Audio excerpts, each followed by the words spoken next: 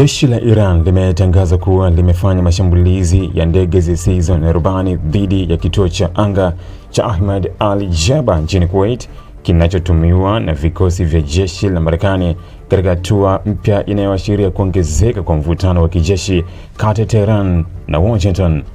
Kwa mujibu wa taarifa iliyotolewa siku ya leo Ijumaa, Julai 31, mwaka 2026, operesheni hiyo imelenga miundombinu muhimu ya kijeshi inayotumiwa na Marekani, huku ikieleza kuwa ni sehemu ya kampeni ya kujibu mashambulizi ya Marekani ambayo imekuwa ikiyafanya dhidi ya maeneo mbalimbali ndani ya Iran.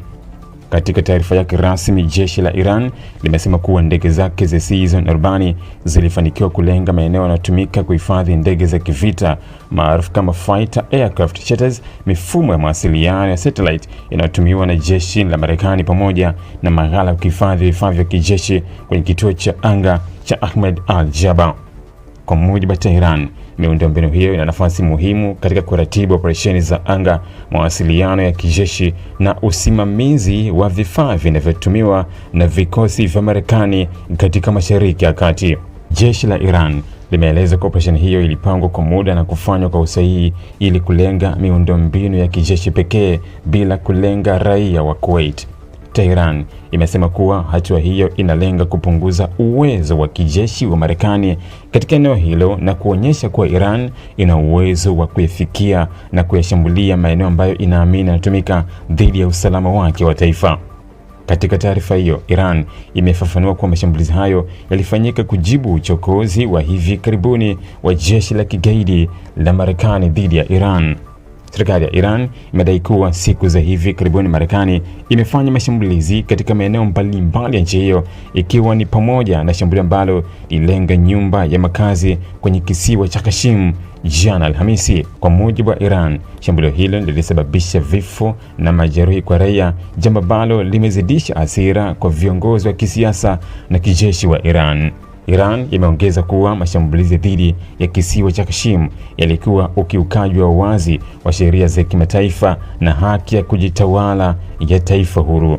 Viongozi wa Iran wameapa kuwa kila shambulio litakalolenga ardhi ya nchi hiyo litajibiwa kwa hatua zinazofanana au hata kali zaidi, huku wakisema kuwa hawatakuwa wa kwanza kuanzisha vita, lakini hawatasita kujibu mashambulizi yote yatakayofanywa dhidi yao.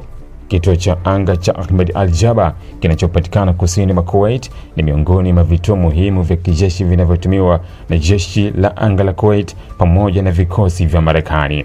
Kituo hicho hutumika kwa shughuli mbalimbali za kijeshi, ikiwemo kurusha ndege za kivita, kutoa msaada wa anga kwa operesheni za kijeshi katika Mashariki ya Kati, kuhifadhi vifaa vya kijeshi na kuratibu mawasiliano ya vikosi vya Marekani na washirika wake. Kutokana na umuhimu wake wa kimkakati, kituo hicho kimekuwa sehemu muhimu ya uwepo wa kijeshi wa Marekani katika eneo la Ghuba.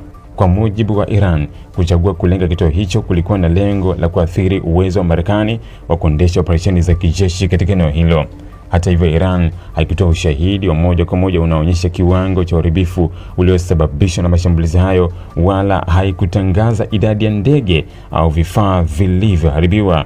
Hata hivyo, jeshi la Marekani bado halijatoa taarifa rasmi kuhusu madai ya Iran ya shambulio hilo. Mashambulizi hayo yanaongeza sura mpya ya mzozo unaoendelea kati ya Iran na Marekani, ambao katika siku za hivi karibuni umeongezeka kwa kasi.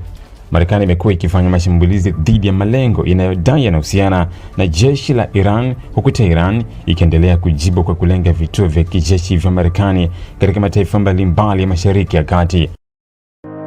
Ili kuwa mwanafamilia bora wa Global TV, usisahau kusubscribe, like, kushare na kucomment. Baada ya kusubscribe, bonyeza alama ya kengele ili kupata taarifa kwa kila video inayopanda Global TV Online.